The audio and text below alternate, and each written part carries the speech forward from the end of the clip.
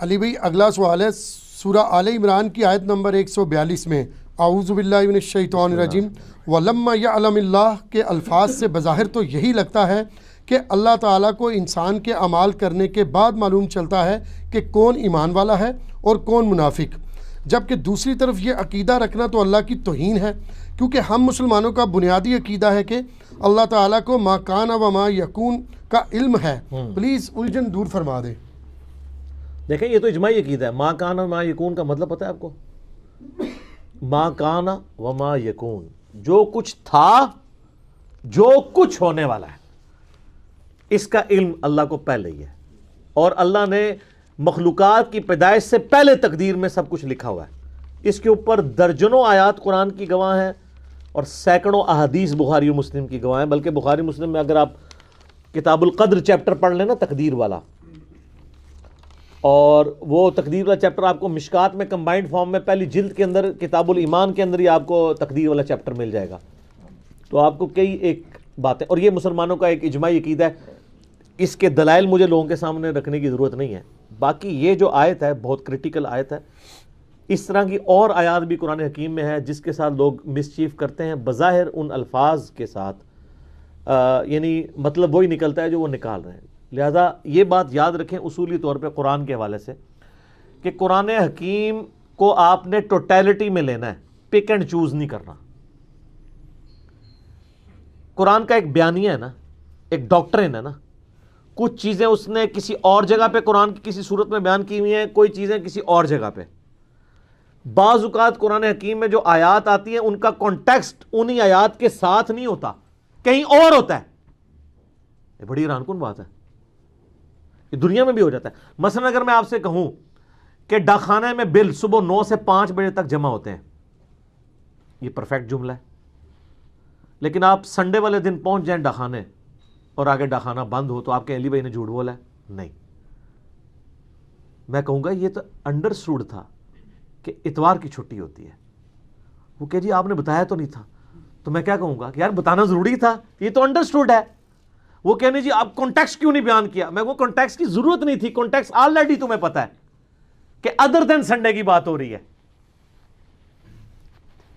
اور اگر آپ اسلام آباد میں ہوں گے اور آپ کسی ایسے بینک میں جا رہے ہیں جو ہیڈ آفس ہے، تو پھر سیٹرڈے بھی آف ہوگا، تو آپ کہیں جی سیٹرڈے سنڈے نہیں آپ نے بتایا۔ تو چیزیں بعض اوقات ساتھ ہی کانٹیکسٹ بیان کیا جاتا ہے، بعض اوقات الگ سے۔ اچھا، یہ جو آپ نے آیت پڑھی وہ کون سی تھی؟ سورہ ال عمران کی آیت نمبر 142۔ اعوذ باللہ من الشیطان الرجیم۔ آپ یہ بھی دیکھیں، یہ کرٹیکل چیز ہے۔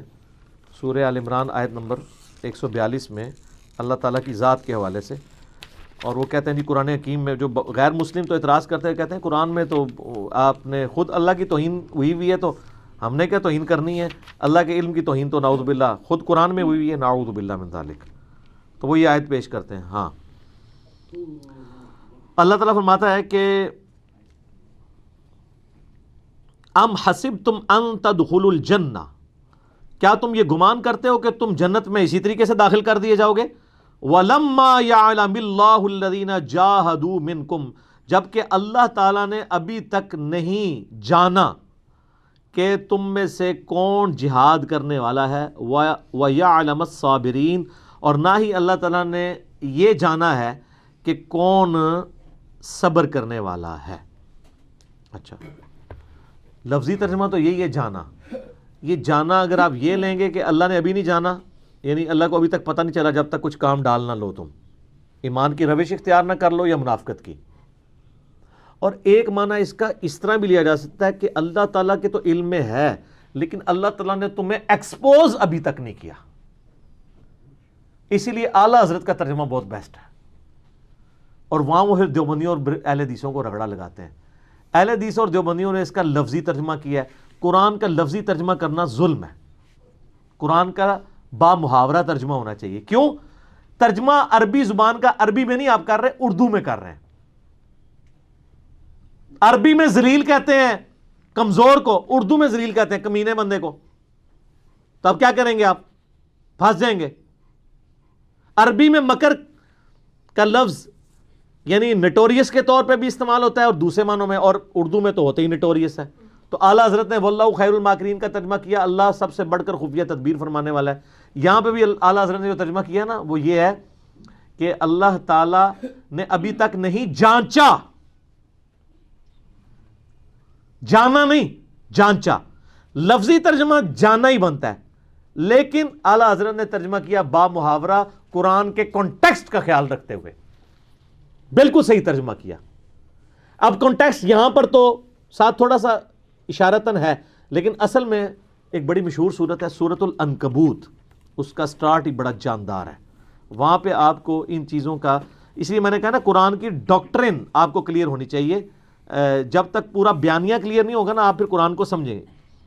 الف لام میم احسب الناس ان یترکوا ان یقولوا آمنا, کیا لوگ یہ سمجھتے ہیں کہ ہم لوگوں کو اس بات پہ چھوڑ دیں گے کہ وہ کہیں گے بس ہم ایمان لے آئے, یعنی جو کچھ بھی ہے تیرے محبوب کی امت سے ہیں, اب ہم نے آگے کچھ نہیں کرنا, اس پہ چھوڑ دیے جائیں. وَهُمْ لَا يُفْتَنُونَ, اور اللہ انہیں آزمائے گا نہیں. یہ آپ جانچنے کا ذکر آ گیا. یہ فتنہ جو میں اکثر کہتا ہوں نا فتنہ عربی والا, یہ فتنہ عربی والا, پنجابی والا نہیں. ابھی تو تمہیں آزمایا ہی نہیں گیا. وَلَنَبْلُوَنَّكُمْ بِشَيْءٍ مِّنَ الْخَوْفِ وَالْجُوعِ وَنَقْصٍ مِّنَ الْأَمْوَالِ وَالْأَنفُسِ وَالثَّمَرَاتِ وَبَشِّرِ الصَّابِرِينَ, پھر بشارت ملنی ہے صبر والوں کو. تو اللہ کہتا ہے کہ ایمان لانے پہ چھوڑ دیا جائے. وَلَقَدْ فَتَنَّ الَّذِينَ مِن قَبْلِهِمْ, اور بے شک ضرور بالضرور ہم نے تم سے پہلے لوگوں کو بھی آزمایا تھا. فَلْيَعْلَمَنَّ اللَّهُ الَّذِينَ صَدَقُوا وَلَيَعْلَمَنَّ الْكَاذِبِينَ, پس اللہ نے جان لیا کہ ان میں سے کون اپنی باتوں میں سچے تھے اور کون اپنی باتوں میں جھوٹے تھے. اب یہاں پہ بھی جاننے کا مطلب ہوگا جانچ لیا, فتنے میں مبتلا کیا تو جانچ لیا. سر سورہ الحدید کی آیت نمبر 21 اور 22 تو میں نے کئی دفعہ بیان کی ہے. اللہ تعالیٰ کے علم کے اعتبار سے اللہ تعالیٰ نے تو کس لیول تک بات کی اور وہم نکالا ہے سورۃ الحدید کے اندر. پارہ نمبر 27 کے اینڈ پہ یہ آتی ہے نا سورت, ما اصاب من مصیبت فی الارض, کوئی بھی مصیبت ایسی نہیں جو زمین میں آئے, یعنی زلزلہ یا طوفان یا کوئی وبائی مرض, ولا فی انفسکم, یا تمہاری جان پہ بھی کوئی مصیبت آئے, بلڈ کینسر, ہیپیٹائٹس, یعنی انڈیویجول مصیبت ہو یا اوورال مصیبت. الا فی کتاب من قبل ان نبرأها, اس سے پہلے کہ ہم تم میں وہ مصیبت بھیجیں ہم نے پہلے لوح محفوظ میں لکھ لیا ہے کہ فلاں ڈیٹ کو فلاں سن میں فلاں علاقے پہ یہ آفت آئے گی. لو جی, ان ذالک علی اللہ یسیر, بے شک اللہ پہ یہ بہت آسان ہے. تمہارے لیے مشکل ہے کہ کیسے ہوگا پہلے ہی. سورۃ الانعام میں تو یہاں تک آیا کہ خشکیوں میں اور تریوں میں کوئی دانہ نہیں پھوٹتا زمین سے مگر اللہ کے علم سے, درخت کا کوئی پتا نہیں گرتا مگر اللہ کے علم سے. اور ساتھ لکھا ہے کہ اللہ نے یہ پہلے ہی لوح محفوظ پہ لکھ لیا یہ ہوگا. یہ نہیں ہے کہ اللہ نے پابند کیا کہ ایسا ہو, اللہ تعالیٰ نے اپنے علم سے پہلے ہی جانچ لیا ہے کہ ایسا ہی ہوگا. باقی یہ کہ اللہ کو اگر پتا تھا کہ یہی کچھ ہونا ہے تو اللہ نے ہمیں اس مصیبت میں ڈالا کیوں؟ اگرچہ اس آزمائش میں ڈلنے کے بعد ہم اپنی مرضی سے ہی الٹے اور سیدھے کام کر رہے ہیں, یہ تو پھر مان جاتے ہیں, کہتے ہیں ہاں کر رہے تو ہم خود ہی ہیں, لیکن اللہ نے ہمیں کیوں اس مصیبت میں ڈالا نہ. تو اس کا پھر اللہ نے بین کر دیا کہ یہ سوال نہیں آپ نے کرنا. وَلَا يُسْأَلُ عَمَّا يَفْعَلُ, مجھے نہیں کوئی پوچھ سکتا میں نے کیوں ایسا کیا. وَهُمْ يُسْأَلُونَ, اب تم نے جو کچھ کرنا ہے وہ اللہ نے پوچھنا ہے. یہ تو کوسچن ہی بین ہے. باقی یہ ہے کہ ہم جو کچھ کر رہے ہیں اپنے کرتوت اپنی, اللہ نے علم سے جان لیا کہ ایسا کرے گا, نہ کہ ہمیں اپنے علم کا پابند کیا. لہٰذا اچھا اللہ نے ہمارے بارے میں جو کچھ ڈیسیژن کیا کہ ہمارے علم میں ہے تو اس کا رونا کیوں بیٹھ کے روئیں, اور یہ اللہ نے پہلے لکھتا ہے, کیا لکھا ہے, کیا پتا ہے تم کیا لکھا ہے. جو چیز آپ کو پتہ ہی نہیں اس کا رونا کیوں رو رہے ہیں. آپ بیسٹ پرفارم کریں. آپ کو اگر سمندر میں کوئی دھکا دے تو آپ ہاتھ پاؤں ماریں گے یا آپ کہیں گے میری قسمت میں ڈوبنا لکھا ہوا ہے؟ ابھی ہاتھ پاؤں مارے کنارے پہ آئیں گے, پھر بعد میں پوچھے کس نے دھکا دیا ہے. تو اللہ نے جو ہمیں زمین پہ دھکا دے کے بھیج دیا ہے وہ اللہ سے جنت میں جا کے پوچھیں گے. اچھا اعلیٰ حضرت کے جو خلیفہ ہے نا مفتی امجد علی, انہوں نے بار شریعت کے شروع میں لکھا ہے کہ اگر کوئی یہ سوال پوچھے کہ اللہ تعالیٰ نے ہمیں اس مسئلے میں کیوں ڈالا, تو وہ کہتے ہیں انشاءاللہ جنت میں جانے دیں پھر جا کے پوچھ لیں گے, ابھی تو جو کچھ وہ کہہ رہا ہے وہ کرو. اور یہ بالکل صحیح ہے. اگر کوئی شخص آپ کو اس دروازے سے آگے کہے کہ سر ادھر آگ لگ چکی ہوئی ہے اور وہ بندہ بھی سچا ہو, اس کا کریکٹر بھی مانا ہوا ہو, آپ اس دروازے سے باہر نکل جائیں، یہاں پہ خطرہ ہے، آپ تحقیق کرنے جائیں گے اور وہ ساتھ یہ کہ 30 سیکنڈ میں یہاں پہنچنے والی ہے، تو آپ اس وقت یہ تحقیق کریں گے جا کے کہ آگ پہنچنے والی ہے کہ نہیں، اس وقت تک تو آپ انشاءاللہ مرتبہ شہادت پہ چلے جائیں گے. آپ کہیں گے ابھی تو میں یہاں سے نکلوں، بعد میں دیکھوں گا. تو سر وقت کا پیغمبر بھی یہی کام کرتا ہے، اس کا کریکٹر منوایا جاتا ہے کہ وہ صادق اور امین ہے، اور وہ پھر آپ کو کہتا ہے کہ سر مرنے کے بعد اللہ کے حضور پیش ہونا ہے، تحقیق بعد میں وہاں جا کے دیکھنا، ابھی اس بات کو. اسی لیے نبی علیہ السلام فرمایا تھا نا، اگر میں بخاری میں آتا ہے نا، اگر میں تمہیں کہوں کہ اس پہاڑ کے پیچھے سے کوئی فوج تم پہ حملہ آور ہونے، ان کا بالکل، ان کا پھر میں ہی تمہیں بتا رہا ہوں کہ تمہیں مار کے اپنے رب کے حضور پیش ہونا ہے، تو ماننے سے انکار کر دیا. سر توحید ایسی کڑوی چیز ہے نہ ماننے والوں کے لیے، جو مان لے تو اس سے میٹھی چیز ہی کوئی نہیں. یہ اتنی میٹھی ہے کہ انسان جان دے دیتا ہے اس کے لیے، اس کی مٹھاس سے روگردانی نہیں کر سکتا. اور کڑوی اتنی ہے نہ ماننے والے کے لیے کہ وہ شخص جو 40 سال تک کسی کی آنکھوں کا تارا ہو اور وہ اس معاشرے کا سب سے بہترین آدمی ہو، وہ صرف ایک لا الہ الا اللہ بول دے تو اس کے جانی دشمن بن جاتے ہیں. یہاں بھی لوگ کہتے ہیں نا جناب میٹھی میٹھی باتیں کریں لوگ ساتھ دیں گے. سر میٹھی میٹھی باتوں پہ اگر لوگ آپ کا ساتھ دے رہے ہیں تو یہ پھر محمد رسول اللہ کی دعوت نہیں ہے صلی اللہ علیہ وآلہ وسلم. حضرت نوح علیہ السلام کے اجتماع میں 16 لاکھ بندے اکٹھے نہیں ہوتے تھے. اگر آپ کے اجتماع میں اکٹھے ہو رہے ہیں تو سمجھ لیں کہ نوح علیہ السلام والی دعوت نہیں ہے یہ. نا وہ میرے بارے میں کہتے ہیں اس کو تو مسجد میں امام بھی نہ رکھے. سر بالکل نہ رکھے. سر رسول اللہ صلی اللہ علیہ وسلم بھی دنیا میں تشریف لے آئے، اور جس رسول کا آپ کو تعارف کروایا گیا ہے وہ تو جو کوالٹیز آپ کو بتائی گئی وہ تو سب چیزوں سے انکار کریں گے. وہ تو پہلے آ کے مزار توڑوائیں گے. تو آپ نے تو ان کو بھی نہیں، نبی صلی اللہ علیہ وآلہ وسلم کو اگر اللہ کی غیبی مدد حاصل نہ ہو تو آپ نے ان کے ساتھ بھی وہی کرنا ہے جو حضرت عیسیٰ کے ساتھ کیا تھا یہودیوں نے، اور اللہ نے ان کو جان بچا کے زندہ اوپر اٹھایا. سر یہ بات ہی بہت کڑوی ہے.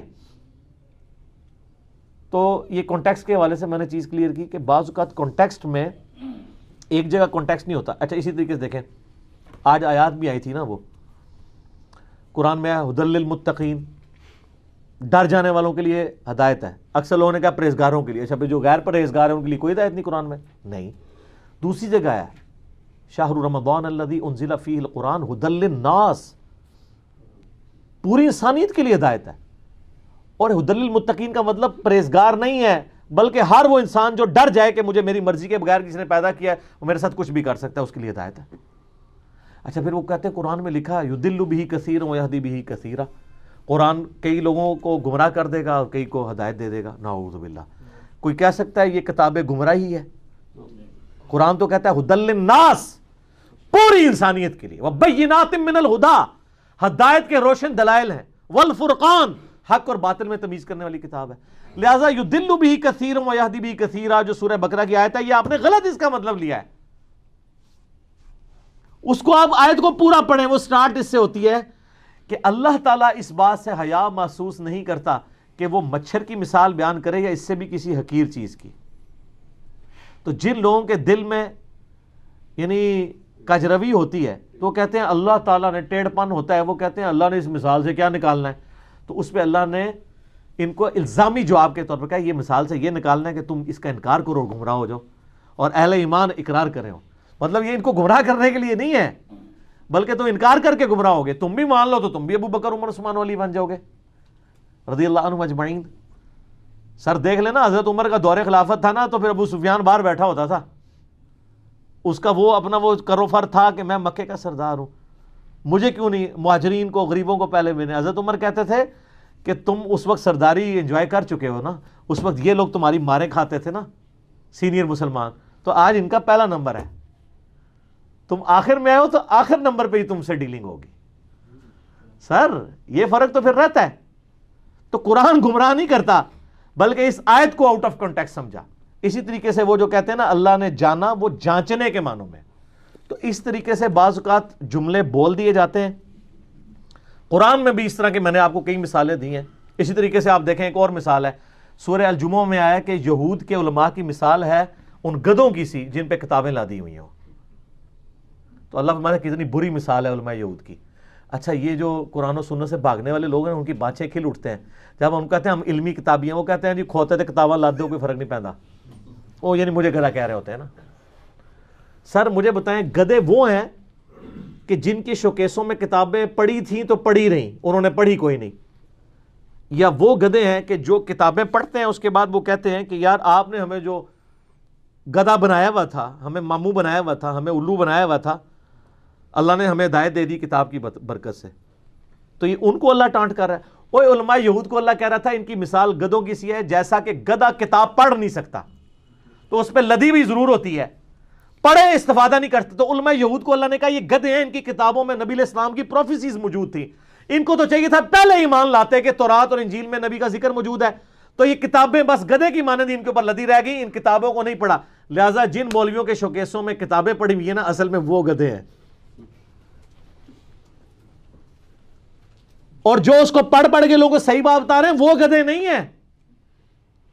کوئی گدھا استفادہ نہیں کر سکتا، تو کتاب سے استفادہ نہ کرنے والے کو اللہ نے گدھا کہا ہے، اور جو کتاب سے استفادہ کرتا ہے تو اس کو تو اللہ نے کہا انما یخشی اللہ من عبادہ العلماء، اہل علم کو اللہ کی خشیت ہے،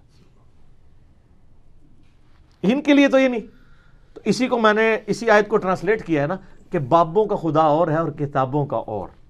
اب اس کو بھی کوئی آؤٹ آف کنٹیکسٹ نہ لے کے جی اس کا مطلب ہے آپ کہتے ہیں کہ جو ہمارے بابے تھے وہ کسی اور خدا کو مانتے تھے، اور نہیں، اس کا لفظی ترجمہ نہیں لینا آپ نے.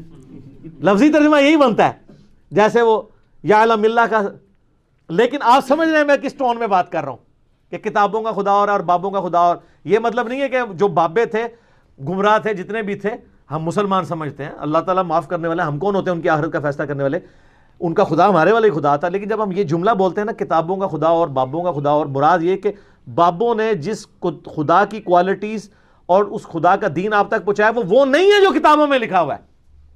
تو اب ہمیں کوئی بلیم نہیں کر سکتے کہ ہم جو ہے وہ ان کا خدا ہی کو چینج کر رہے ہیں، نعوذ باللہ. لیکن جملے میں تو ایسا نہیں ہے، جملے میں تو ہے کتابوں کا خدا اور بابوں کا خدا اور، لہذا جملے نہ پکڑا کریں.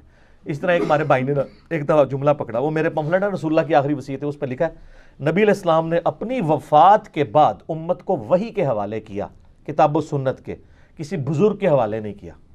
اس جملے میں کوئی خرابی ہے؟ وہ کہتے ہیں آپ نے لکھا ہے وفات کے بعد، آپ لکھیں وفات سے پہلے، کیونکہ وفات کے بعد تو وہ کیسے حوالے کر کے گئے، قبر سے باہر نکلے تھے. بندہ سر پکڑ کے بیٹھ جاتا ہے کہ یار وفات کے بعد یہ کہ وہ یہ یعنی آپ علیہ السلام نے اپنی زندگی میں وصیت کی تھی کہ میری وفات کے بعد یہ کرنا، انڈرسٹوڈ ہے. وہ الفاظ کو پکڑ رہے ہیں، الفاظ کو سر پکڑیں تو پھر قرآن میں بھی دیکھیں نا، پکڑنے والوں نے پکڑے ہیں نا، مجھے جواب دینا پڑ رہا ہے. ڈاکٹرن کلیئر ہونی چاہیے، کانٹیکسٹ کلیئر ہونا چاہیے وہ بات کیا کر رہا ہے، ورنہ تو مصیبت کھڑی ہو جائے گی.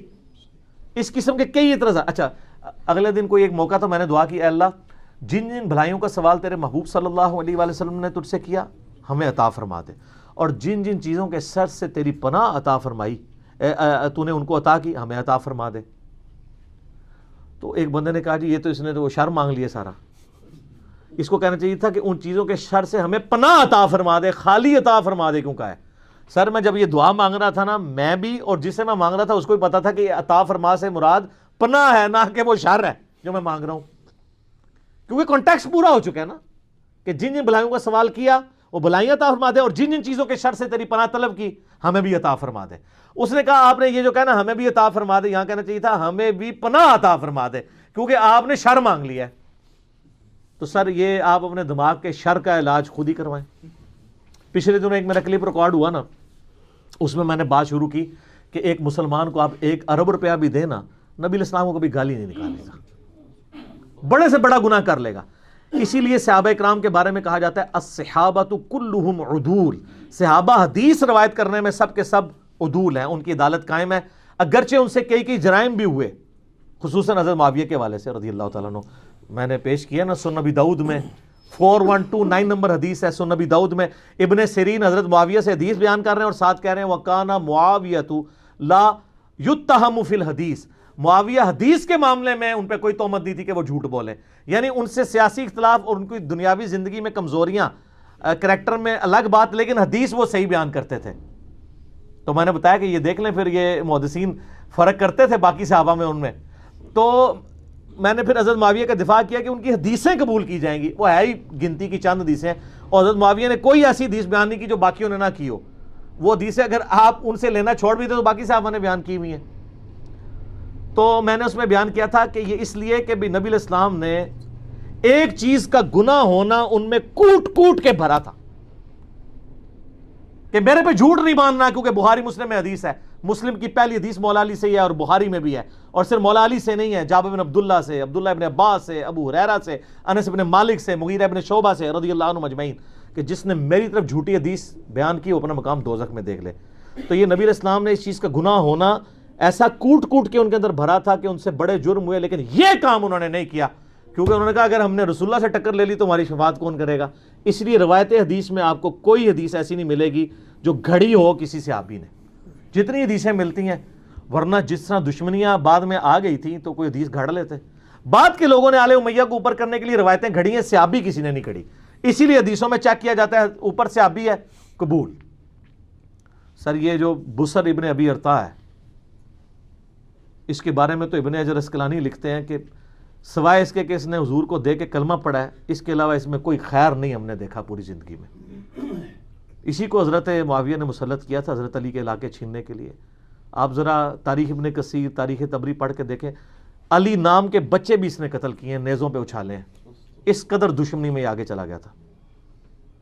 یعنی اس کو ہمارے محدثین اسماء و رجال کی کتابوں میں یعنی رضی اللہ عنہ میں نہیں لکھا ہوتا، اور ابن حجر نے تو جو کچھ لکھا ہے نا التہذیب و تہذیب میں اور سیر اعلام النبلاء میں امام ذہبی نے، وہ آپ پڑھیں تو آپ کے کانوں سے دھواں نکلے۔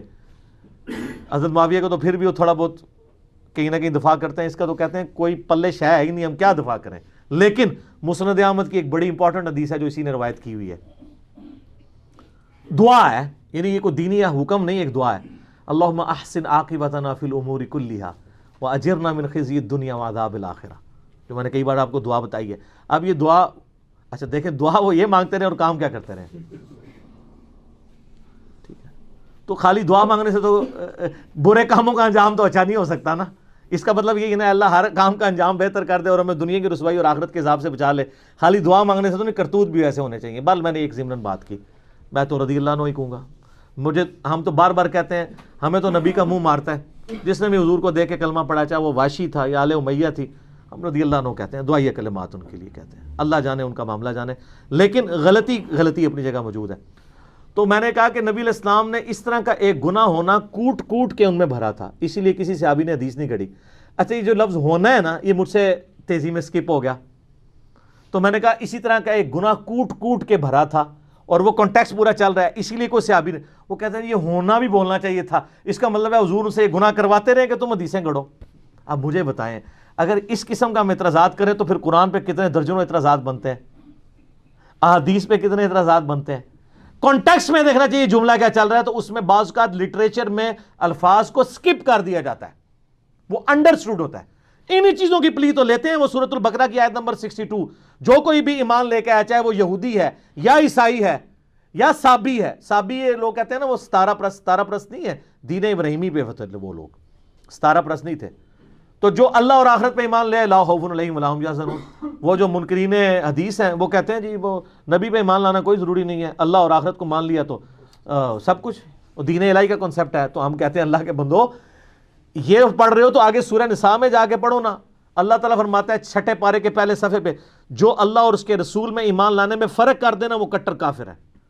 وہاں اللہ نے ایمان میں رسالت کو کیا ہے، وہ کہتے ہیں ادھر کیوں نہیں کیا، ادھر بھی ہونا چاہیے تھا، اللہ نال کون ٹکر لوے، تے ادھر یا ادھر نو چھڑیا کرو، پورے جملے نو کنٹیکسٹ لیا کرو، کسی تے فتویٰ نہ لایا کرو۔ اور رسول برکت کے لیے آپ کو ایک بات بتائیں، بار شریعت میں کفریہ جو جملوں کے بارے میں گرفت کی گئی ہے نا، اعلیٰ حضرت کے خلیفہ مفتی امجد علی، ان کو کہتے ہیں فقہ حنفی کا انسائکلوپیڈیا کہا جاتا ہے بار شریعت کو، دیوبندیوں نے بہشت زیور لکھا ہے انہوں نے، اس میں لکھا ہے کہ اگر کوئی مسلمان ایک جملہ بولے اس میں 99 مطلب کفر کے نکلے اور ایک مطلب ایمان والا، تو چونکہ بات کرنے والا مسلمان ہے، اس پہ مفتی پہ واجب ہے کہ وہ اس چیز کو قبول کرے کہ اس کا معنی وہ تھا، 99 مطلب بھی کفر کے نکلتے ہوں۔ تو اگر ہم کبھی کہ جملہ بول لیتے ہیں نا تو آپ یہ دیکھا کریں کہ وہ کانٹیکسٹ کیا ہے۔ اگر میں نے بولا نا کہ گناہ ہونے کا لفظ کی بجائے میں نے صرف بول دیا کہ گناہ کوٹ کوٹ کے بھرا تھا، یہ نہیں تھا کہ گناہ کرو، مراد یہ ہے کہ گناہ کی اویئرنس کوٹ کوٹ کے بھری تھی، کیونکہ سٹارٹ بھی سے ہوا اینڈ بھی سے، تو بیچ میں جملہ پڑھتے ہیں یہ وچو پڑھو، وچو تسی جو بھی شاید پڑھو گے نا تو سر معذرت کے ساتھ نہ قرآن بچے گا، نہ بخاری بچے گی، نہ مسلم بچے گی۔